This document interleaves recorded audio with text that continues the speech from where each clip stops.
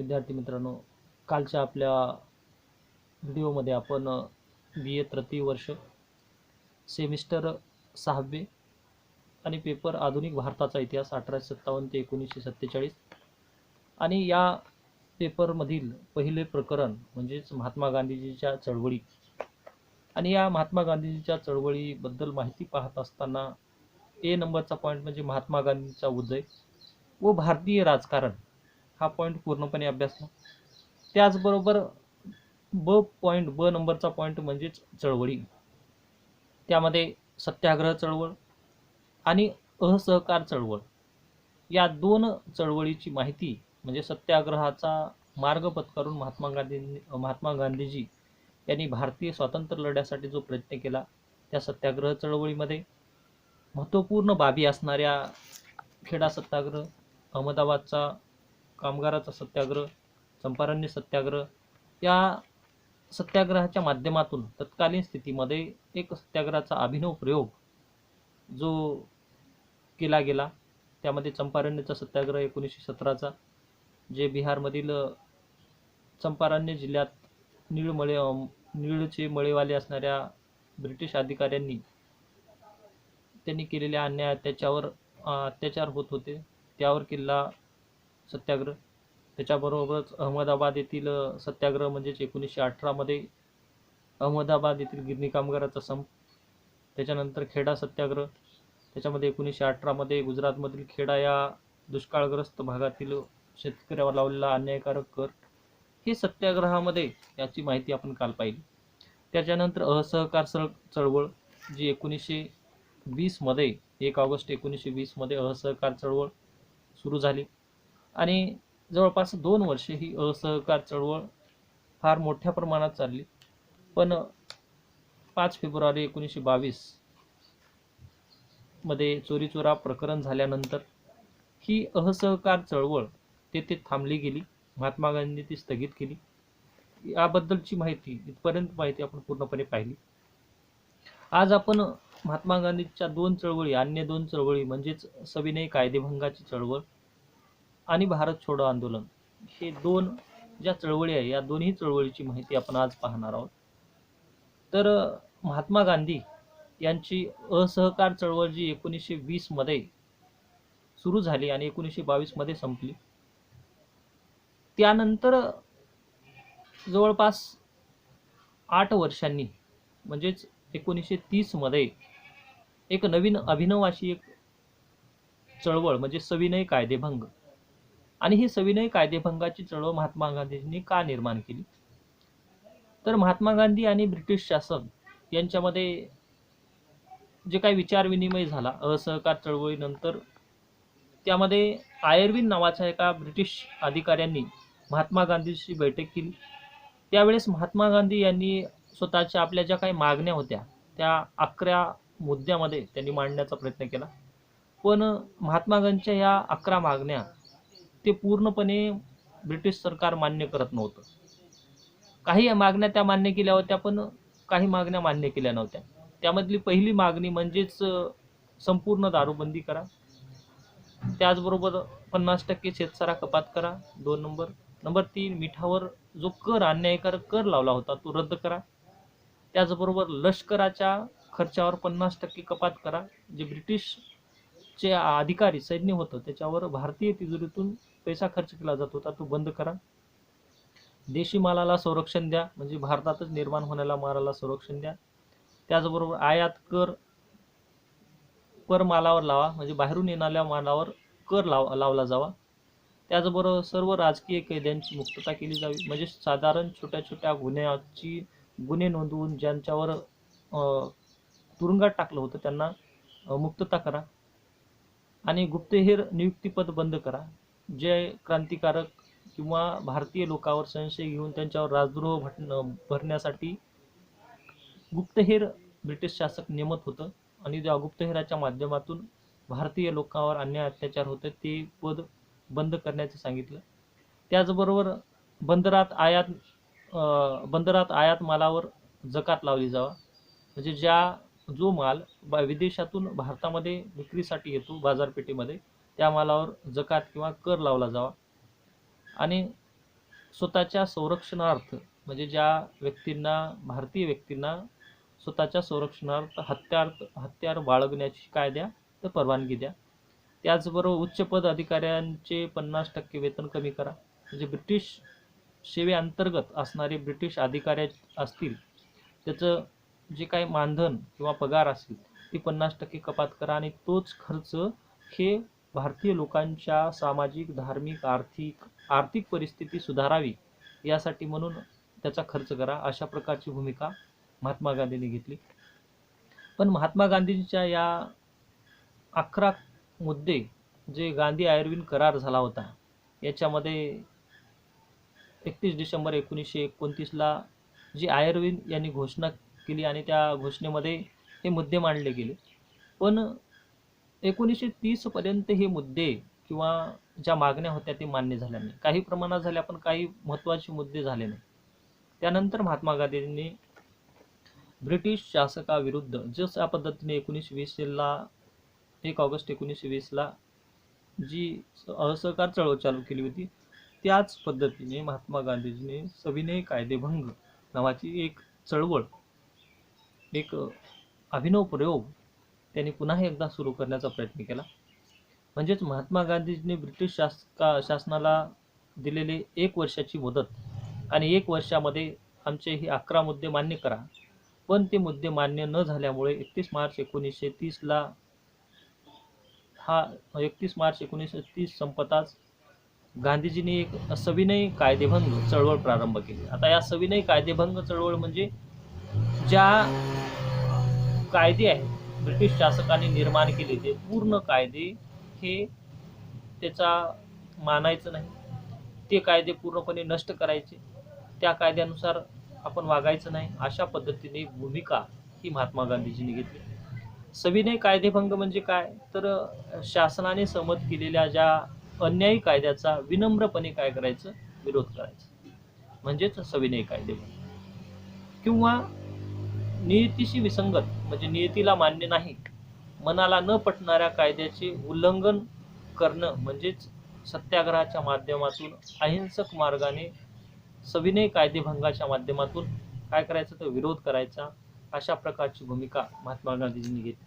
आणि या सविनय कायदेभंगाचा जर विचार करता तत्कालीन स्थितीमध्ये ही सविनय कायदेभंगाची जी चळवळ होती किंवा जे महत्त्वपूर्ण बाब होती ही सविनय कायदेभंगाची चळवळ म्हणजे तत्कालीन स्थितीमध्ये भारतामध्ये जी महत्त्वपूर्ण बाब म्हणजे जागतिक मंदीच्या लाटेमुळे 1930च्या जवळपास जागतिक मंदी आली. त्यामुळे भारतातील शेतकरी असतील, कामगार असतील हे हवालदिल झाले होते. त्याच्याबरोबर जे व्यापारी होते त्यांच्या व्यापारामध्ये घट झाली होती. अशामुळे तत्कालीन स्थितीमध्ये एक राजकीय वातावरण निर्माण झालं आणि लाहोर अधिवेशनामध्ये संपूर्ण स्वातंत्र्याचा ठराव संमत केला गेला आणि तो साध्य करण्यासाठी लढा देण्याची एक आवश्यकता म्हणजे भारताला संपूर्ण स्वातंत्र्य मिळालं पाहिजे म्हणून तत्कालीन स्थितीमध्ये 26 जानेवारी 1930 हा दिवस संपूर्ण देशात स्वातंत्र्य दिन म्हणून पाळण्यात आला. आणि याचाच पुढे परिणाम म्हणजेच सविनय कायदेभंगाच्या या चळवळीच्या माध्यमातून भारतीय लोकांना एकत्र करण्यासाठी महात्मा गांधीजींनी भूमिका घेतली. आता सविनय कायदेभंग जी चळवळ होती या चळवळीचा कार्यक्रम काय होता किंवा सविनय कायदेभंग म्हणजे काय हे समजून घेतलं. पण या सविनय कायदेभंगाच्या चळवळीमध्ये कोणकोणत्या बाबी कृती करायच्या किंवा कोणत्या बाबीला विरोध करायच्या अशा प्रकारच्या बाबी ठरवण्यात आल्या. त्यामध्ये सर्वप्रथम त्यांनी स्वदेशी बहिष्काराचा स्वीकार करणे. स्वदेशी व बहिष्काराचा स्वीकार करणे म्हणजे स्वदेशी माल वापरायचं आणि विदेशी मालावर बहिष्कार घालायचा. त्याचबरोबर जे मीठ, त्या मिठावर जो अन्यायकारक कर लावला होता त्या जिथे मीठ तयार केलं जातं त्या ठिकाणी सत्याग्रह करायचा आणि ज्या ठिकाणी मीठ तयार केलं जात नाही त्या ठिकाणी जंगल सत्याग्रह, ज्या ठिकाणी जंगलावर भारतीय लोकांचा अधिकार होता पण ब्रिटिशांनी जंगला तोड करणे किंवा जे लाकूड तोड करणे यांना सुद्धा बंद केले होते, तो जंगल सत्याग्रह करायचा. आणि ज्या ठिकाणी शेतकऱ्याकडून शेतसारा वसूल केला जायचा तो शेतसारा भरायचा नाही. त्याचबरोबर जे ब्रिटिश सरकार जे निवडणुका घेतात त्या निवडणुकीवर बहिष्कार घालायचं आणि ज्या सरकारी शिक्षण संस्था आहेत ज्यामधून भारतीयांना शिक्षण दिलं जायचं त्या शिक्षण संस्था यांच्यावर या ठिकाणी जायचं नाही, आपल्या मुलाला पाठवायचं नाही, त्या ठिकाणी शिक्षण घ्यायचं नाही. आणि ब्रिटिश सरकारचे जे न्यायालय आहेत त्या न्यायालयामध्ये आपले खटले दाखल करायचे नाही किंवा त्या ठिकाणी जायचं नाही, खटले घेऊन जायचं नाही. त्याचबरोबर ज्या सरकारी नोकऱ्या ज्या भारतीयांना लागल्या आहेत किंवा सरकारी नोकरीत आहेत त्यांनी सरकारी नोकरीचा त्याग करायचा, म्हणजेच नोकरी सोडून द्यायची, राजीनामा द्यायचा. त्याचबरोबर तत्कालीन स्थितीमध्ये जे काही मादक पदार्थ म्हणजेच दारू व्यसनाधीन करणारे जे काही झाडे म्हणजे त्याच्यामध्ये शिंदीची व ताडीची जी झाडं असतील ते तोडून टाका. जेव्हा जी दारू विक्री करणारे ठिकाण आहेत त्या ठिकाणावर बहिष्कार टाका. त्याचबरोबर सरकारी कार्यक्रम जे ब्रिटिश सरकारने नेमलेले कार्यक्रम असतील, सण समारंभ असतील, या सर्वावर बहिष्कार घालण्यासाठी म्हणून सविनय कायदेभंग ही चळवळ सुरू केली. म्हणजे ब्रिटिश शासकाच्या जे काही कायदे कानून ज्यांनी निर्माण केलं त्या सर्वावर बंधनं म्हणजे ते मानायचं नाही, यालाच सविनय कायदेभंगाची चळवळ निर्माण झाली. आणि त्यामुळेच भारतामध्ये एक वातावरण सविनय कायदेभंगाचं निर्माण झालं.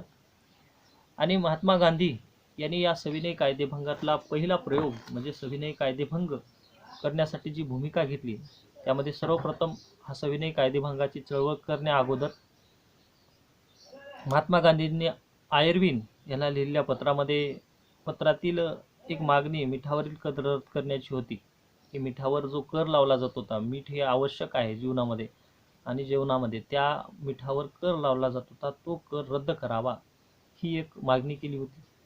मीठ हे दैनंदिन गरजेच्या साध्य वस्तूच्या राष्ट्रीय म्हणजे एक महत्त्वपूर्ण साधन आहे आणि स्वातंत्र्य संग्रामाचा संबंध या मिठाशी जोडला गेला.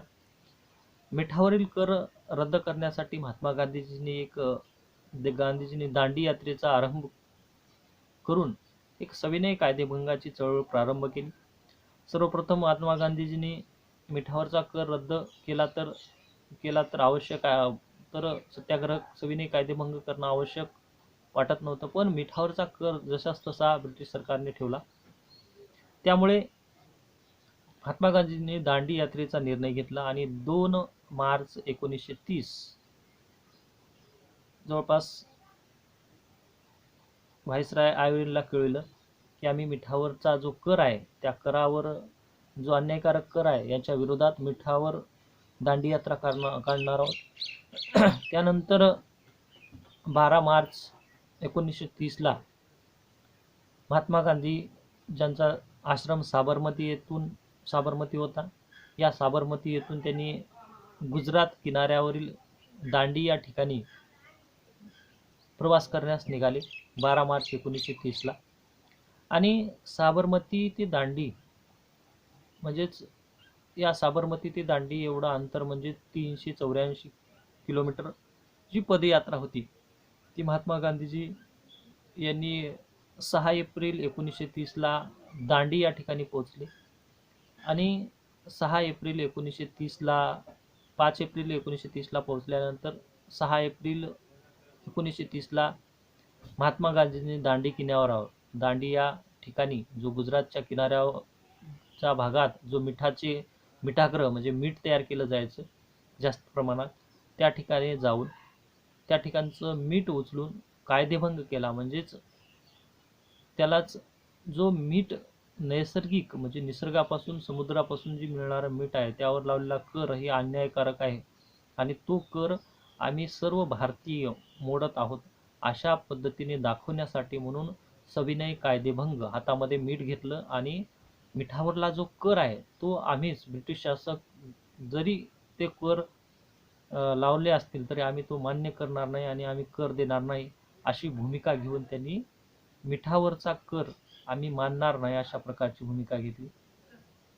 ही जी दांडी यात्रा होती या दांडी यात्रेचं वर्णन भारतातील देशी पत्रकारांनी उचलले. म्हणजे त्या तत्कालीन स्थितीमध्ये देशी वृत्तपत्र आणि यांनी महात्मा गांधीची जी अभिनव प्रयोग होता, या प्रयोगाला वृत्तपत्रामध्ये महत्त्वपूर्ण स्थान दिलं.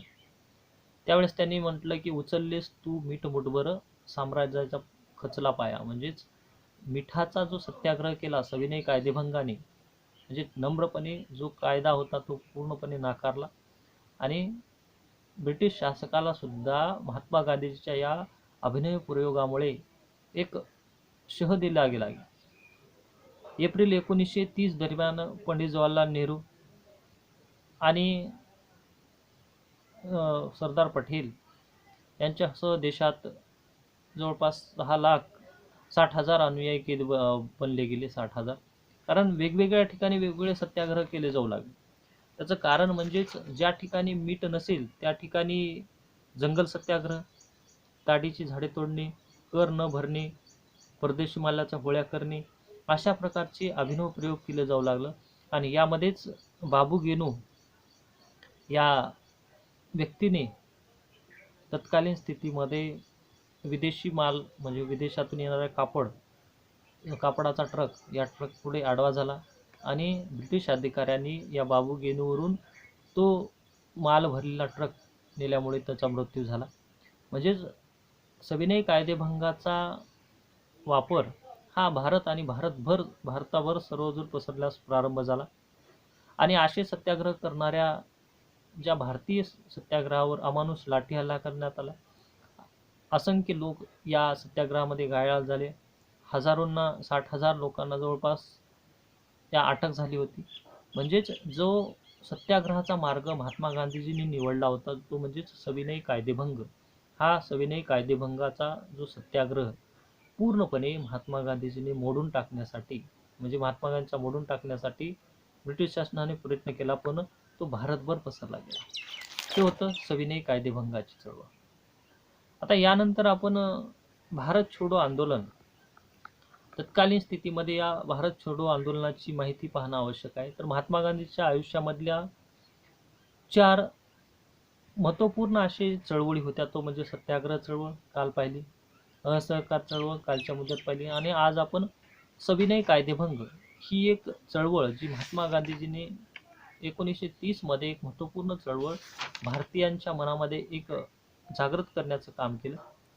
अशा वेळेस तत्कालीन स्थितीमध्ये जी महात्मा गांधीच्या आयुष्यातील शेवटची लढाई आणि त्यानंतर भारतीयांना एक भारत छोडो आंदोलन जी एक त्यांनी ब्रिटिशांना एक नारा दिला, त्या माध्यमातून एक चळवळ निर्माण झाली आणि ती 1942 मध्ये त्या चळवळीचा उगम झाला. आणि ती चळवळ ही भारतीयांच्या स्वातंत्र्यासाठी एक महत्त्वपूर्ण बाब ठरली गेली. त्याबद्दलची माहिती आपण पाहणार आहोत. भारत छोडो आंदोलन या आंदोलनामध्ये महात्मा गांधी यांनी जे भारत छोडो आंदोलन ब्रिटिश शासकाविरुद्धचं आंदोलन हे भारतामधील सर्व कानाकोपऱ्यात पसरण्यासाठी त्यांनी जी आराखडा नेमला किंवा जी भारत छोडो आंदोलन सुरू केलं, हे आंदोलन सुरू करण्या अगोदर जी ब्रिटिश शासकाकडे जी मागणी केली होती त्या मागणीनुसार भारतीयांना स्वतंत्र द्यावं, पूर्ण स्वातंत्र्य द्यावं, ही भूमिका तत्कालीन स्थितीमध्ये महात्मा गांधी आणि अन्य जे काही भारतीय नेते यांनी केलं होतं. त्यावेळेस इसवी सन 1942 मध्ये राष्ट्रसभेने जे आक्रमक पवित्रा घेतला आणि याचाच परिणाम म्हणजे अमेरिकन प्रेसिडेंट जे फ्रँकलिन रूझवेल्ट यांनी एक अटलांटिक सनद जाहीर केली आणि त्यांनी या अटलांटिक सनदमध्ये चर्चिलने भारतीयांसाठी ही सनद नाही असे घोषित करताच रूझवेल्टने चर्चिलवर दबाव आणला आणि त्यांनी सांगितलं की भारताला स्वातंत्र्य देण्यासाठी एखादं कमिशन नेमलं जावं. यासाठी म्हणून शेवटी जो ब्रिटिश अधिकारी क्रिप्स याला भारतामध्ये पाठवण्यात आलं आणि ब्रिटिश शासकावर अमेरिकेचा दबाव वाढत होता. कारण तत्कालीन स्थितीमध्ये जपानने अमेरिकेवर तत्कालीन स्थितीमध्ये आक्रमण करण्यास सुरुवात केली होती आणि भारतीय सैन्याची मदत म्हणजेच जे ब्रिटिश शासकाचं राज्य भारतावर आहे त्याची मदत आपल्याला मिळेल, या भूमिकेतूनच अमेरिकेने दबाव वाढवल्यामुळे शेवटी चर्चिलला स्टॅफर्ड क्रिप्स यांना भारतामध्ये पाठवलं आणि भारतातील जी काही राजकीय परिस्थिती समजून घेण्यासाठी 1942 पूर्वी हा क्रिप्स अधिकारी भारतामध्ये 2 वेळेस येऊन गेला होता. त्याला स्टॅफर्ड क्रिप्स म्हणून ओळखलं जातं. आणि हा स्टॅफर्ड क्रिप्स भारतात 23 मार्च 1942ला आले आणि 23 मार्च 1942ला आल्यानंतर जवळपास स्टॅफर्ड क्रिप्सने आपली योजना म्हणजे 29 मार्च 1942ला एक घोषित केली. आणि त्याची जी योजना होती त्यांनी काय सांगितले की इंडियन युनियन याची स्थापना करून वसाहती अंतर्गत स्वातंत्र्य भारतीयांना देण्यात येईल. म्हणजेच ब्रिटिशांचं जे राज्य आहे त्यांच्या अंतर्गतच भारताला राज्य देण्यात येईल. मग पण त्यामधील जे परराष्ट्र खाते आहे ते हिंदुस्थानाकडे दिले जाईल किंवा भारतीयाकडे दिलं जाईल. आणि भारतीय जे राष्ट्र किंवा भारतातील लोक ब्रिटिश राष्ट्र कुटुंबात राहणे भारताच्या मर्जीवर आहे. म्हणजे ब्रिटिशांच्या साम्राज्याअंतर्गत राहावं किंवा राहू नये हे भारताने ठरवावं. त्याचबरोबर जे अमेरिकेचं युद्ध चालू होतं जपान विरुद्ध, या युद्धामध्ये हे युद्ध संपल्यानंतर भारतीयांसाठी एक राज्यघटना तयार करण्यासाठी समिती नियुक्त केली जाईल आणि भारतीयांसाठी स्वतंत्र ही राज्यघटना तयार केली जाईल. त्याचबरोबर जे संस्थानिक राजे होते त्यांनी स्वतंत्र राहावं किंवा भारतीयांच्या अंतर्गत राहावं यासाठी स्वतंत्र अधिकार त्यांना दिला गेला होता.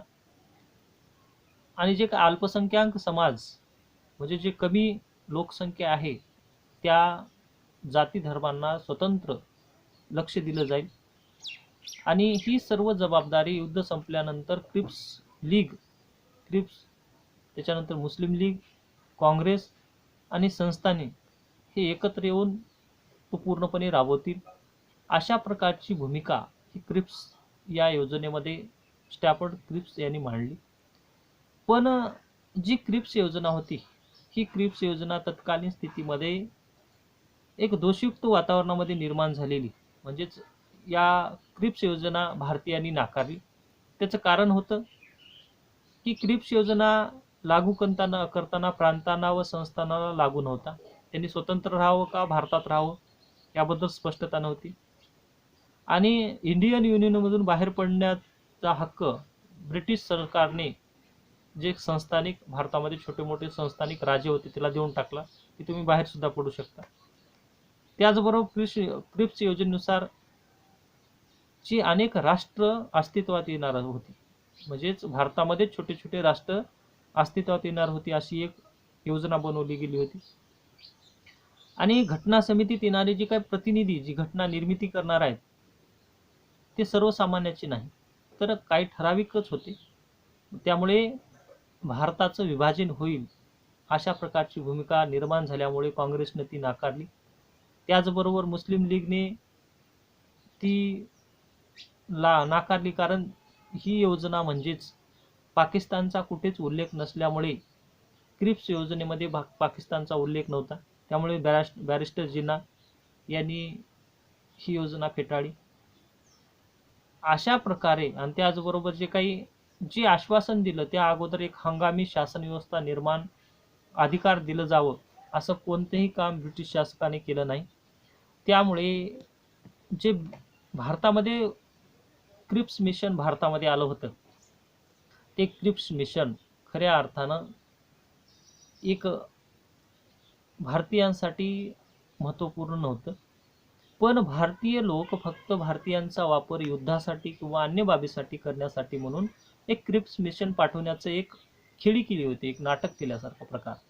आणि त्याच्या पद्धतीने जे चर्चिलनं भारतीयांना शांत करण्यासाठी जे क्रिप्स मिशन पाठवलं होतं ते क्रिप्स मिशन भारतीयानं नाकारल्यानंतर तो आनंदित झाला.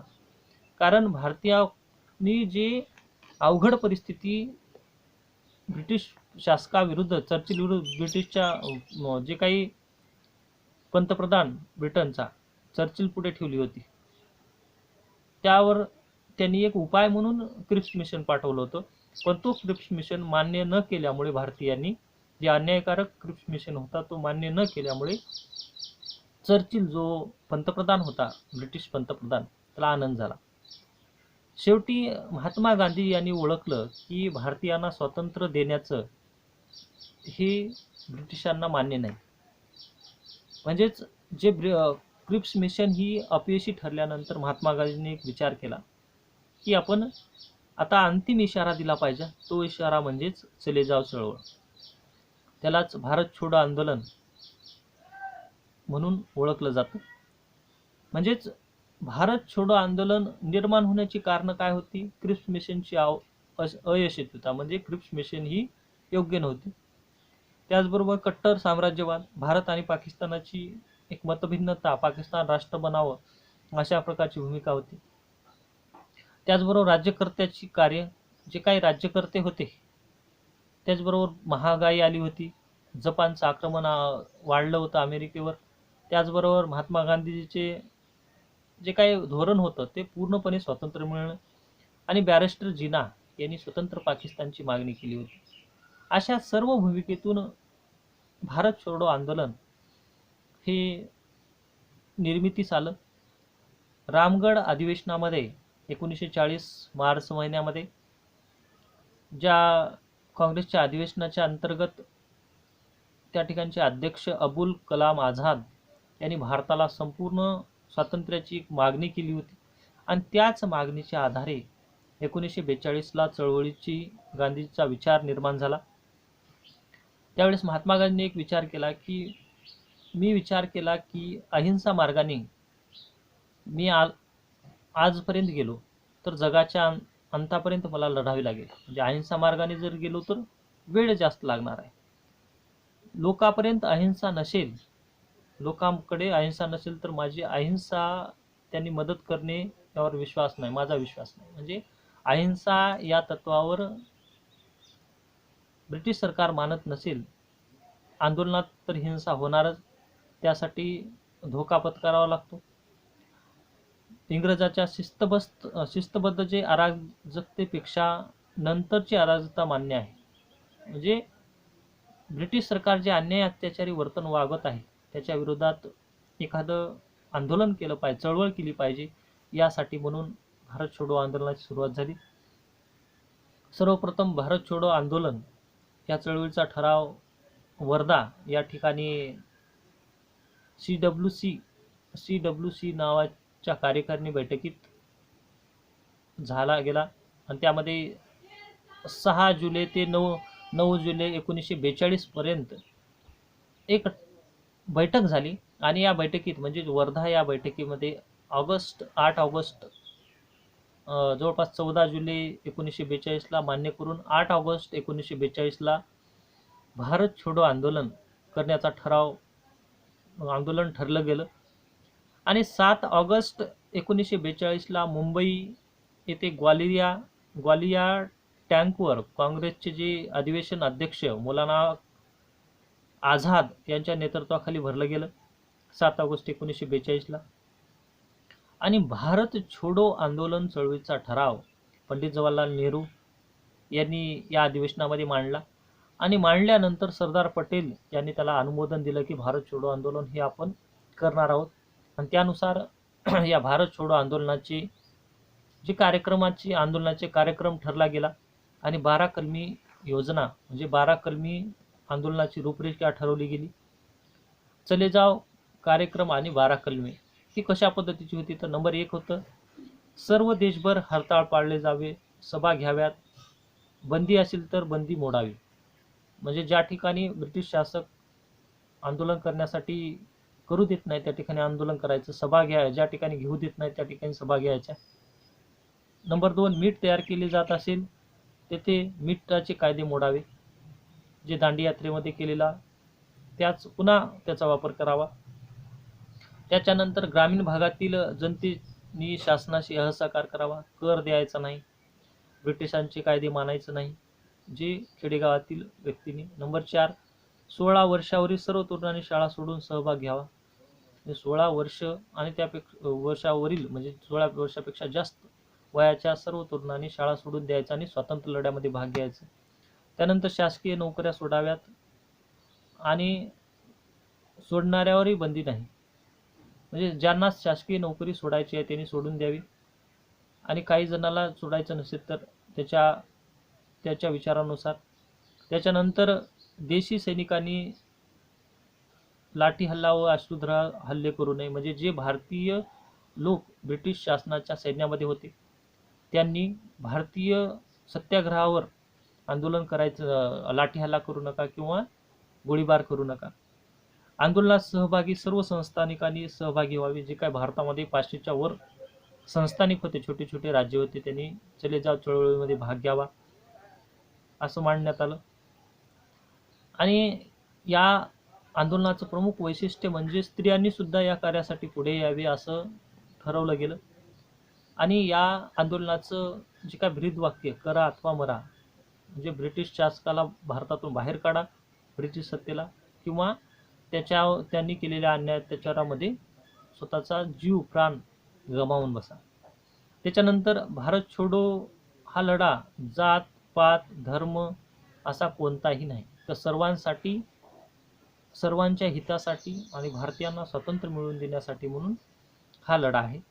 त्याच्यानंतर गांधीजीच्या कैदेमुळे प्रत्येकाने स्वतःचे कर्तव्य ठरवावे. जर महात्मा गांधीजींना अटक झाली तर प्रत्येकाने आपापल्या विचारानुसार आंदोलन करावं. गांधीजींना प्रिय असणारे सूत कातावे. म्हणजेच महात्मा गांधी हे तत्कालीन स्थितीमध्ये स्वदेशीचा अंगीकार करून त्यांनी जे सूत कातण्याचं, चरख्याच्या माध्यमातून सूत कातण्याची जी भूमिका घेतली होती, त्यामुळे भारतातील लोकांना आपल्याच माल आपल्याला वापरता येईल अशा प्रकारची एक रूपरेखा ठरवली. आणि या 12 कलमी योजनेच्या अंतर्गत भारतामध्ये चले जाव आंदोलन, भारत छोडो आंदोलन सुरू झालं. आता या भारत छोडो आंदोलन जे सुरू होणार होतं, जे ठरलं गेलं, एप्रिल 1942ला हरिजन वृत्तपत्रामध्ये महात्मा गांधींनी ब्रिटिशांना आम्हा स्वातंत्र्य द्यायचे नाही हे जाणून चळवळ प्रारंभ केली. त्यांनी ब्रिटिशांना सर्वप्रथम सांगितलं की आमचे काही हो, तुम्ही भारतातून सोडून भारत सोडून निघून जा, आम्ही भारत कसा सांभाळायचा हे आम्ही पाहू. अशा प्रकारची भूमिका महात्मा गांधींनी घेतली होती. शेवटी मे 1942ला अलाहाबादच्या राष्ट्रसभेच्या अधिवेशनामध्ये हिंदुस्थान स्वतंत्र आपल्या स्वबळावर मिळवेल, टिकवेल आणि त्याची काळजी करण्याची ब्रिटिश सरकारला आवश्यकता नाही असं म्हणून गांधीजींनी भारत छोडो चळवळीचा नारा म्हणजे करा आणि मरा अशा प्रकारची घेतली. आणि शेवटी महात्मा गांधीजीच्या नेतृत्वाखाली राष्ट्रसभेने भारत छोडो चळवळ 8 ऑगस्ट 1942ला सुरू करताच महात्मा गांधींना सर्वप्रथम 8 ऑगस्टच्या रात्रीच 10:30 वाजता व्हाईसरॉयने संदेश पाठवून रात्री 1 वाजता त्यांना अटक करण्यास ठरवलं. अटक केली गेली. त्याचबरोबर टेलिफोन तारायंत्र जे भारतीय लोक वापरत होते, खास रेल्वेसाठी असणाऱ्या जे काही तारायंत्र असेल ते पूर्णपणे बंद करून टाकण्यात आलं, म्हणजे एका ठिकाणची बातमी दुसऱ्या ठिकाणी जाऊ नये. त्याचबरोबर अनेक लोकांना कैद करण्यात आले. त्यामध्ये सर्वप्रथम 9 ऑगस्ट 1942ला 9 वाजता जे महात्मा गांधी बिर्ला भवन येथे बैठकीमध्ये असताना त्यांना अटक करण्यात आली. त्यानंतर जे काही अच्युतराव पटवर्धन, युसुफ मेहर अली, डॉक्टर राम मोहन लोहिया व सुचेता कृपलानी या लोकांना सुद्धा अटक करायच्या भूमिकेत ब्रिटिश शासक असताना त्यांनी भूमिगत म्हणजेच ते पळून गेले.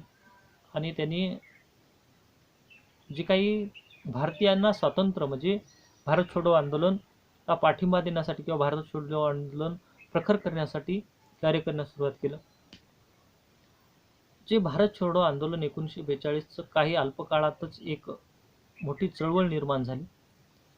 आणि या आंदोलनाचं प्रमुख ठिकाण म्हणजेच बनारस विद्यापीठ या बनारस विद्यापीठामध्ये जे काही सुशिक्षित तरुण वर्ग यांनी 1942च्या आंदोलनामध्ये सक्रिय भाग घेतला.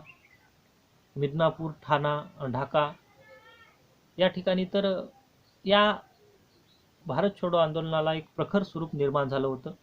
आणि 1942च्या प्रारंभ होताच चिमूर या ठिकाणी ब्रिटिशांनी गोळीबार करायला सुरुवात केलं. आणि अशा प्रकारे आंदोलनाला सुरुवात झाल्यानंतर भारत छोडो आंदोलन हे भारतीय स्वातंत्र्य लढ्याचं शेवटचं आंदोलन होतं. आणि त्यांनी भारत छोडो चळवळीत ज्या काही तत्कालीन स्थितीमध्ये हे आंदोलन दडपून टाकण्यासाठी तर जवळपास 2096 लोकांचा मृत्यू, 8,251 लोकांना जखमी झाले, 84,000 लोकांना कैद करण्यात आले. हे काँग्रेसच्या मतानुसार ही आकडेवारी आहे. आणि 25,000 जवळपास ह्या भारत छोडो आंदोलन संपू जेतो 25,000 लोकांचा मृत्यू, 1 लाख लोक जखमी आणि अनेक लोकांना कैद सुद्धा झाली. आणि अशा परिस्थितीमध्ये भारत छोडो चळवळ जे काही नेतृत्वविहीन चालली होती, म्हणजेच महात्मा गांधींना अटक केल्यामुळे ज्या 12 कलमी योजना आखली होती त्यामध्ये सांगितलं होतं की जर महात्मा गांधीला अटक झाली तर आपापल्या पद्धतीने सत्याग्रह केला जावा. त्यानुसार भारत छोडो आंदोलन हे सर्वदूर पसरण्यास मदत झालं महात्मा गांधीला अटक झाल्यानंतर सुद्धा. आणि 1942 मध्ये प्रमुख बाब म्हणजे शीख असतील, शीख लोक असतील, यांनी आपल्या शांततेच्या मार्गाने सुद्धा रक्तविहीत चळवळ होती, म्हणजेच नेतृत्व नसताना सुद्धा शिखांनी सुद्धा अहिंसक मार्गाने लढा दिला. त्याबरोबर 250 बिहारी पोलिसांनी ब्रिटिश शासकाची जी काही नोकरी होती ती सोडून दिली. महात्मा गांधीजींनी जे कैदेमध्ये असतानाच 9 फेब्रुवारी 1943 3 मार्च 1943 पर्यंत तुरुंगात जे काही उपोषण केलं. शेवटी ब्रिटिश सरकारला माघार घ्यावी लागली आणि तुरुंगातून 6 एप्रिल 1944 ला महात्मा गांधींची सुटका करण्यात आली. म्हणजेच जून 1944च्या काँग्रेसच्या कार्यकारी सदस्यांना ब्रिटिशांनी मुक्त केले आणि हे आंदोलन भारतभर पसरण्यास मदत झाली होती. आणि याचाच परिणाम म्हणजे ब्रिटिशांना भारतातून हाकलून लावण्यासाठी स्थानिक लोकांनी आपापले प्रयत्न करायला सुरुवात केली. आणि त्यातूनच एक पत्री सरकार नावाची एक पद्धत निर्माण झाली. पत्री सरकार म्हणजे स्थानिक लोकांनी आपापल्या क्षेत्रातील ज्या ब्रिटिश अधिकाऱ्यांना भारतातून हाकलून टाकण्यासाठी, आपल्या भागातून हाकलून टाकण्यासाठी प्रयत्न केला. असे पत्री सरकार म्हणजेच बंगालमध्ये मिदनापूर या ठिकाणी घडून आलं, ओरिसामध्ये बालासोर, आंध्र प्रदेशमध्ये भीमवरम आणि आपल्या मुंबईमध्ये सातारा या ठिकाणी जे पत्री सरकार स्थापन झालं. आणि या पत्री सरकारच्या माध्यमातून ज्या पद्धतीने भारत छोडो आंदोलन भारतातल्या प्रमुख ठिकाणी होतं त्याच पद्धतीने स्थानिक लेवलला सुद्धा हे आंदोलन वाढलं गेलं. अशा प्रकारे भारत छोडो आंदोलन हे वाढलं गेलं. पण तत्कालीन स्थितीमध्ये जवळपास इसवी सन 1943 मध्ये बंगाल या प्रांतामध्ये दुष्काळ पडला गेला. आणि त्यावेळेस 20 ऑक्टोबर 1963 ला व्हाईसराय लिनलिथगो हा या ठिकाणी याच्या जागेवर व्हाईसराय म्हणून लॉर्ड वेवेल आला होता. आणि त्यावेळेस बंगालच्या काय दुष्काळ पडला 1943 मध्ये. आणि या दुष्काळाचा विचार करून प्रतिदिन जवळपास 9,000 लोक या दुष्काळामध्ये मृत्यू पावत होते. ही परिस्थिती पाहून महात्मा गांधी बंगालच्या दुष्काळात ब्रिटनच्या युद्धात जेवढे माणसं मृत्यू पावले नाही त्याच्या 5 पटीने भारतामध्ये मृत्यू पावू लागली. शेवटी महात्मा गांधीजींनी या सर्व बाबीचा विचार करून जुलै 1944 मध्ये व्हाईसरॉय लॉर्ड वेवेलला व बॅरिस्टर जिनाला पत्र लिहून चले जाव आंदोलन हे आपण मागे घेतल्याचे पत्र कळवले. आणि त्यानंतर हे चले जाव आंदोलन हे जुलै 1944 ला पूर्णपणे थांबलं गेलं. आणि त्यानंतर पुढे 1947 ला म्हणजेच पुढे 3 वर्षांनी संपूर्ण भारताला स्वातंत्र्य मिळालं गेलं. अशा प्रकारे महात्मा गांधीची जी काही गांधीची चळवळ्या होत्या त्यामधील भारत छोडो आंदोलन हे महत्त्वपूर्ण भूमिका दाखवते. तर आत्तापर्यंत आपण कालच्या आणि आजच्या पिरियडमध्ये जे पहिलं प्रकरण महात्मा गांधीच्या चळवळी हे पूर्णपणे पाहिलं. त्यामध्ये महात्मा गांधीचा उदय व भारतीय राजकारण, त्यांच्या चळवळी ज्याच्यामध्ये सत्याग्रह चळवळ, असहकार चळवळ, सविनय कायदेभंग आणि भारत छोडो आंदोलन हे 1942चं जवळपास 1944 पर्यंत चाललं 2 वर्ष. जसं असहकार चळवळ होतो त्याच्याच पद्धतीने भारत छोडो आंदोलन सुद्धा चाललं. अशा प्रकारचं महात्मा गांधीचं हे प्रमुख चळवळी आणि त्याबद्दलची माहिती पूर्णपणे पाहिली.